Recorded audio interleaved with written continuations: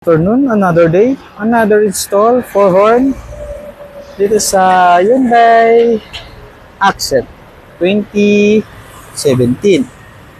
So, nagpapalit sila ma'am ng busina dahil yung stock na busina is mahina. So, dito siya. So, ito yung item para sa horn. So, pwede natin siyang marinig. So, testing natin kung gaano siya kalakas. So, yan. Yan. Yun yung busina natin. So, dalawa pa lang yan. So, sa mga gusto magpalagay ng busina, so, dito pa rin yan sa Kion Sondra. Yan po ang available horn natin ngayon. So, isa pa. Yun. So, sa mga gusto magpalagay, pwede tayo pumunta. So, yun lamang. Maraming salamat po.